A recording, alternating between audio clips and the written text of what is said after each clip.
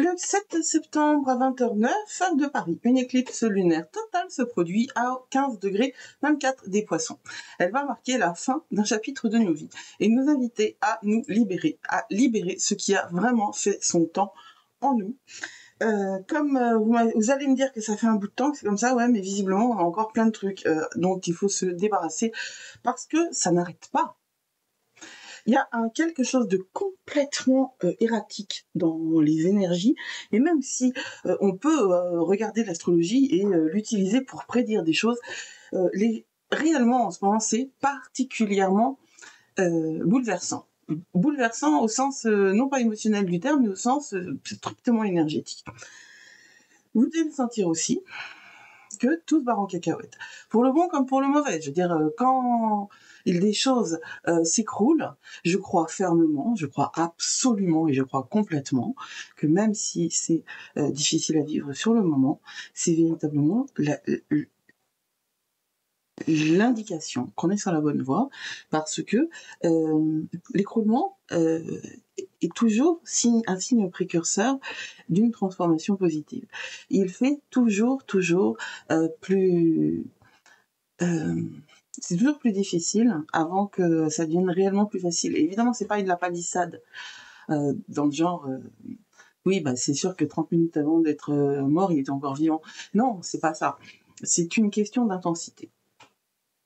Quand les choses s'écroulent, et Dieu sait si elles peuvent s'écrouler en ce moment autour de nous, c'est réellement, quand elles s'écroulent autour de vous en ce moment, c'est réellement le signe que vous êtes sur un chemin qui va vous conduire vers une plus grande lumière et vers un plus grand alignement avec le divin. Le divin, on est dans un temps où la reconnexion avec le divin et les divins, c'est-à-dire les formes humaines du divin, est de plus en plus profonde, ce divin n'étant pas une religion. C'est une reconnexion de l'individu avec ce qui est largement au-dessus de nous. Les éclipses sont des moments de grand chaos énergétique, et celle-là ne fait pas exception, c'est le moins qu'on puisse dire. Qui suis-je pour vous parler de ça? Bonjour, moi je suis Judith, j'ai créé Astrologie et compagnie pour vous aider à justement engager ce chemin vers la lumière, et j'aide en fait les âmes les gens qui ont l'impression que leur âme est abîmée, fragmentée, que leur personnalité est part dans tous les sens et qui en ont assez de vivre selon des critères qui ne sont pas les leurs. Je leur permets d'accéder à la complétude, à la sérénité avec l'astrologie et compagnie, c'est-à-dire d'autres systèmes. Vous pouvez me contacter sur astrologie et il manque un S, astrologieetcompagnie.com et sur atelier-astrologie et compagnie.com. Alors, je vous présente souvent des vidéos d'astrologie, et celle-là aussi. On va parler donc de cette éclipse en général, et on va finir par un sort, un rituel, quelque chose qui va vous permettre d'être en capacité de reprendre votre vie en main. Comprendre les éclipses lunaires, c'est un moment très important. L'astrologie, elle est très différente de l'astronomie, mais elle partage un certain nombre de choses, comme les éclipses, qui sont des phénomènes astronomiques. Ce ne sont pas des phénomènes symboliques. Hein. Autant les rétrogradations sont symboliques, parce que les planètes ne reculent pas dans le ciel, autant les éclipses sont véritablement des réalités astronomiques. Elles se produisent lorsque la pleine lune est partiellement ou totalement couverte par l'ombre de la Terre. Et qu'est-ce que c'est la pleine lune? La pleine lune, c'est quand la lune et le soleil sont face à face. Donc, pour qu'il y ait une éclipse, hein, il faut qu'il y ait un alignement spécifique du Soleil, de la Lune et de la Terre sur la même ligne, en fait. Hein. Elles ont toujours été craintes et elles ont toujours été vénérées. Parce que l'humain, quand il a peur de quelque chose, en général, il le vénère. Les éclipses, elles ont été les premiers phénomènes astronomiques étudiés par nos ancêtres, d'après ce qu'on sait, avec la Lune. De toute façon, la Lune, c'est la base hein, de la relation que l'homme a eue avec le monde extérieur. C'est par le ciel que ça s'est fait, autant que par la Terre. Et la Lune, eh bien, une des premières traces qu'on ait eues de compréhension du temps, c'est un calendrier lunaire. Donc évidemment que nos ancêtres ont rapidement lié leur timing, leur gestion du quotidien à la Lune, parce que son cycle était repérable assez facilement, et parce qu'il y avait des impacts sur les communautés entières. Alors on peut dire oui que elles ont été instrumentalisées, ces éclipses, parce que comme Toujours, ceux qui signalent qu'ils ont du pouvoir prennent le pouvoir sur ceux qui pensent qu'ils n'en ont pas. Alors tout ça, c'est une question de croyance, parce que personne n'avait particulièrement de pouvoir sur les éclipses, même les plus grands sorciers ne peuvent pas arrêter le cycle lunaire. Ils peuvent en utiliser l'énergie, mais la Lune, elle en a rien à foutre de nous, en vrai. Et l'univers, vous pouvez l'utiliser comme espace dans lequel vous projetez vos désirs. Et vraiment, c'est comme ça que ça fonctionne. Mais il ne s'intéresse pas particulièrement à vous. Vous êtes l'univers. L'univers est en vous. Vous êtes la nature. La nature est en vous, clairement. Hein. Mais ça, c'est quand on arrive à vibrer à une fréquence suffisante pour rencontrer cette réalité-là. Tant que vous êtes... tant que vous restez sur dans vos limites d'incarnation, comme beaucoup en ce moment le font, eh bien, vous ne pouvez pas compter sur l'univers en tant qu'il est amour. L'amour de l'univers, c'est un certain niveau de fréquence, comme nous pouvons le rencontrer dans certains états de conscience modifiée, et ça, c'est une réalité, parce que ça a été mesuré. Il faut parler à ceux qui sont très intéressés par les preuves. Les changements dans le cerveau des mystiques ont été mesurés et ils sont réels.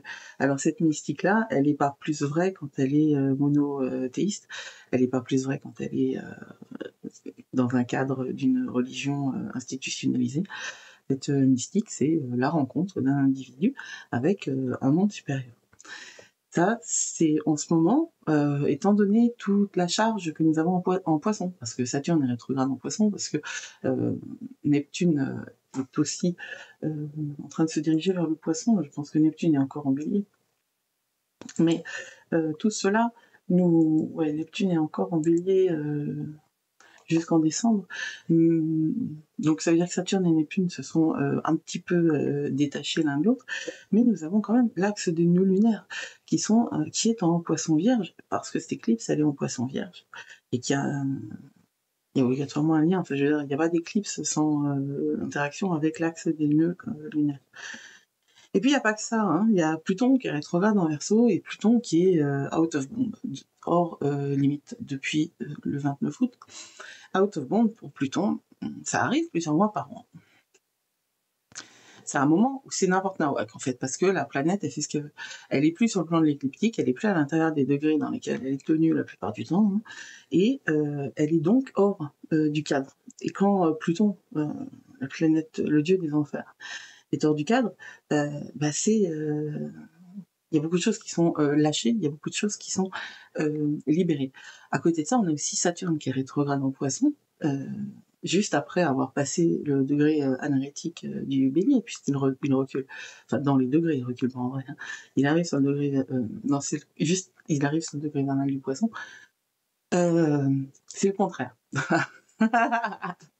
Après avoir passé le degré vernal des Béliers, il arrive sur le degré anarétique du Poisson. Et c'est là que c'est drôle, parce que c'est sur le degré anarétique du Poisson. Le degré anarétique du Poisson, c'est la fin de la fin de la fin.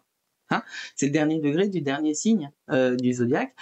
Donc on est sur une espèce de concentré absolu, d'espèce de condensation totale de toutes les énergies du Poisson, de la mystique, de la puissance, de la création et de l'illusion également, de cette conscience qu'a le Poisson. C'est le Poisson.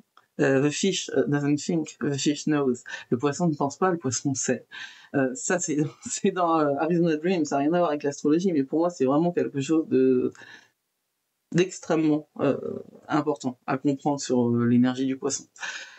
Cette éclipse lunaire totale, elle est considérée comme c'est une super lune en plus, parce qu'elle est très proche de la Terre, donc elle est surpuissante. Et cette énergie de clôture, d'achèvement et de libération est amplifiée.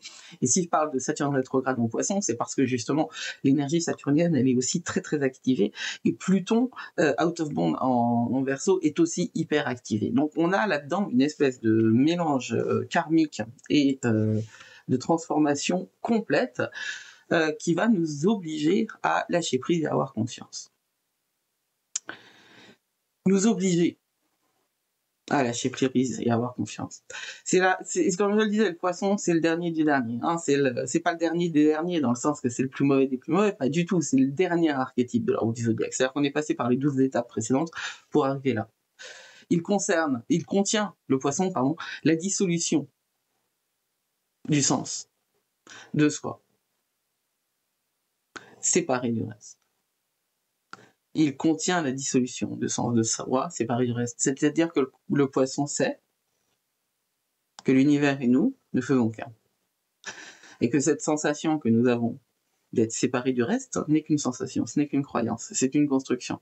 Cette construction, elle est importante parce que dans la vie de tous les jours, on a besoin de vivre avec avec la notion du temps, puisque le fait de savoir qu'on est séparé du reste implique le temps. Et le temps, c'est Saturne.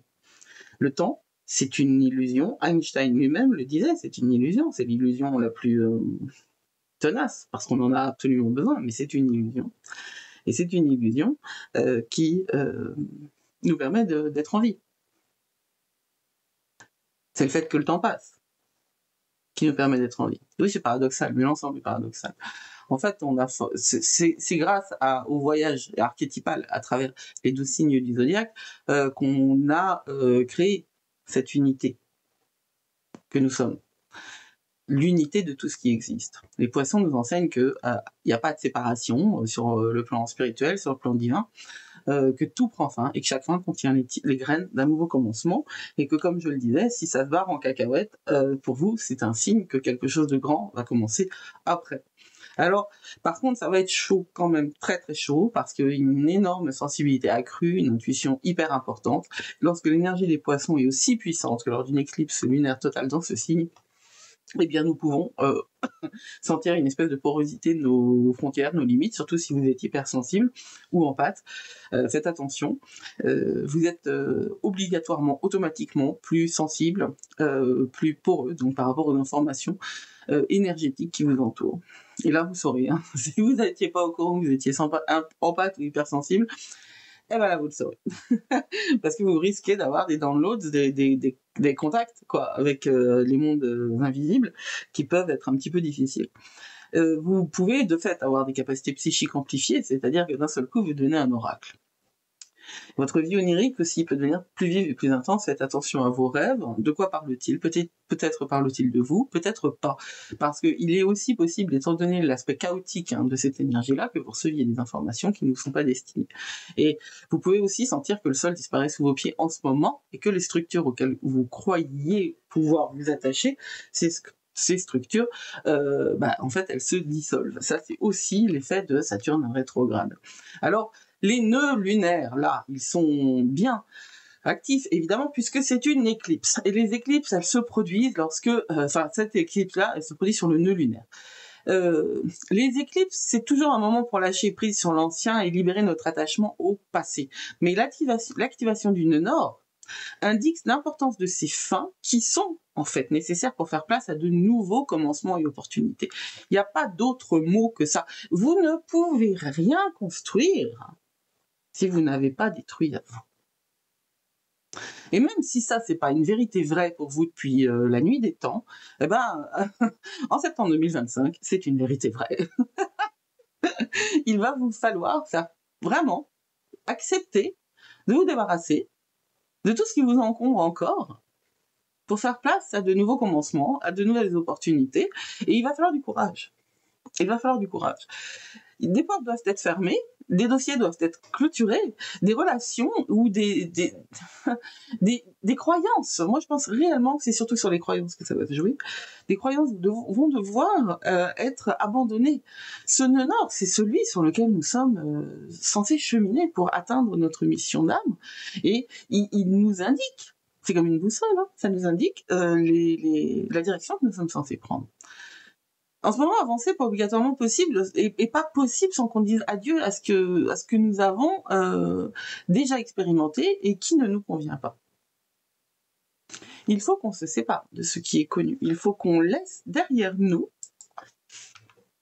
ce que nous avons déjà rencontré. En plus, cette pleine lune, elle se passe au moment où le soleil est en vierge, puisque évidemment, la lune est en poisson, le soleil est en vierge, c'est ça aussi, comme je le disais, c'est l'opposition, la pleine lune, toujours. C'est pour ça que la pleine lune, c'est toujours un moment de gratitude et de libération, parce que c'est un moment d'opposition, et que les oppositions ne sont pas des aspects faciles en astrologie. Mais il n'y a pas que le soleil en vierge, il y a Mercure.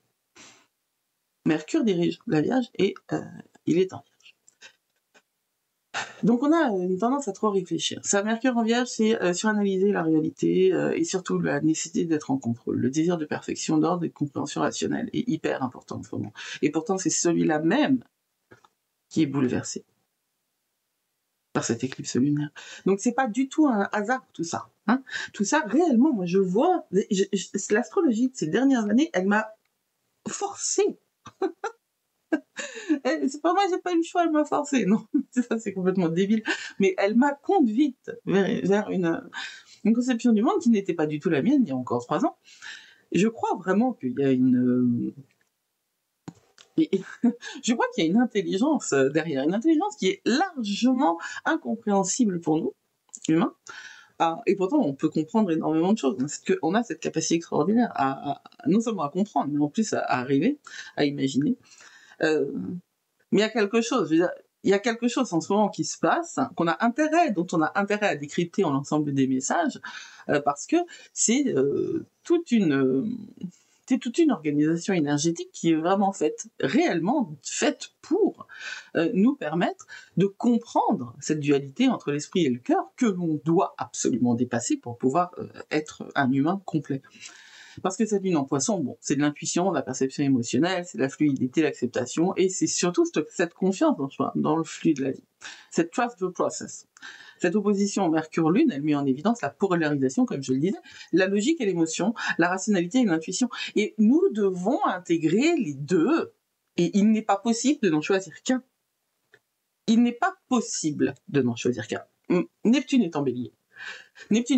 Donc nous ne pouvons pas ne choisir qu'un côté, mais nous devons absolument aussi intégrer la dimension du divin dans nos vies. Hein. De toute façon, moi je le disais depuis le début de l'année, c'est exactement ce chemin que nous demande de prendre l'astrologie. C'est ce chemin qui nous est proposé dans cette année 2025, que j'appelle l'année de la graine. Si on arrive à bien prendre le passage, on peut faire de grandes choses. Les aspects planétaires favorables, ils sont pas mal quand même, parce qu'il y a un trigone Lune-Jupiter, et Jupiter est en Cancer. Donc on a quelque chose qui va nous aider beaucoup, parce que Jupiter, non seulement c'est l'ancien maître des poissons, mais le Cancer, c'est aussi un signe d'eau qui apporte une espèce de dimension de protection à cette dimension de dissolution absolue que contient le poisson. Donc ça va nous permettre de voir les crises comme des opportunités.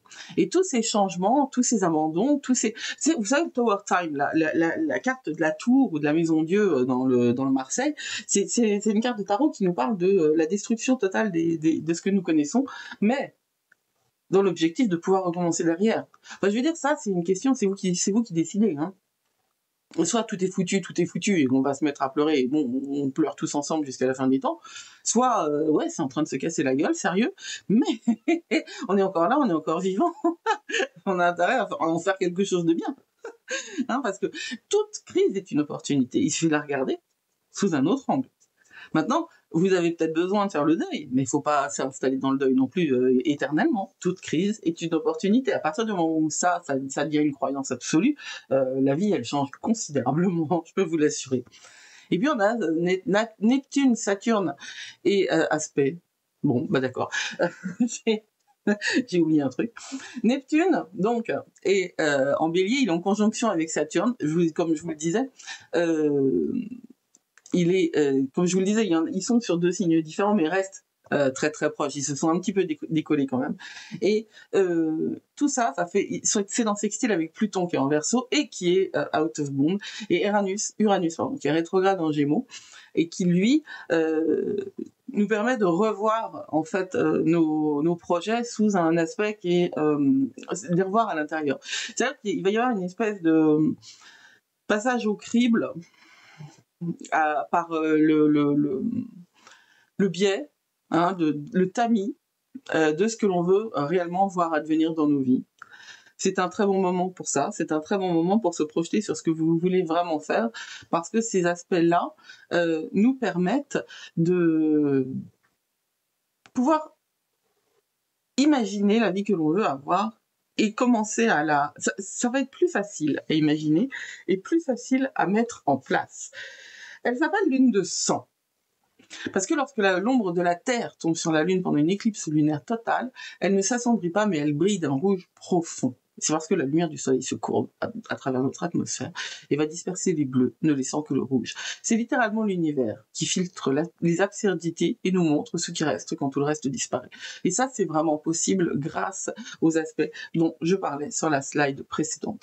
La lune de sang nous permet la transformation à son apogée. Et c'est un temps extraordinaire pour se libérer, justement, pour pouvoir se projeter grâce à l'aide de la conjonction entre Saturne et Neptune qui sont chacun avec un pied de chaque côté de la limite entre les deux énergies, celle du poisson et celle du bélier. Et qui sont un petit peu à l'inverse, hein, parce que Neptune, qui est la planète de la dissolution, est dans l'énergie de l'univoque, qui est le bélier, et Saturne, qui est la planète de la limite, est dans l'énergie de l'absolu, qui est le poisson. Alors, ce rituel de libération pour l'éclipse, vous pourrez l'avoir en vous connectant sur astrologieetcompagnie.com et en cherchant les pages secrètes. C'est dans le menu en haut à droite. Cette navigation dans l'énergie de l'éclipse, elle est importante à comprendre parce que c'est pas doux quand même. Hein. C'est pas un camp d'entraînement cosmique pour votre âme, mais ça peut devenir vraiment désordonné si vous ne faites pas quelque chose pour que ça devienne magique. Attendez-vous à être émotionnellement à vif, à avoir des rêves super vivants aussi, ou alors à vous retrouver à pleurer sans raison apparente. Il y a un grand nettoyage qui se fait en vous et dans vos énergies personnelles. Acceptez l'imperfection, vous n'avez pas besoin d'être parfait, préparé ou d'avoir tout complètement en ordre pour travailler avec cette énergie. Vous devez être simplement prêt à vous présenter face à vous-même et à faire le travail qui vous est indiqué, qui vous est conseillé. Et puis, comme je le disais, regardez vers l'avenir. C'est de l'avenir dont il est question. Hein. On pourrait appeler la saison qui arrive la saison de la mise en ordre. Une fois que, pour qu'on puisse préparer 2026, il faut quand même sérieusement mettre en ordre entre septembre, octobre, novembre, décembre. Ce qui arrive plus tard ce mois-ci et ce qui va vous permettre de prospérer à travers tout le chaos cosmique qui nous attend encore.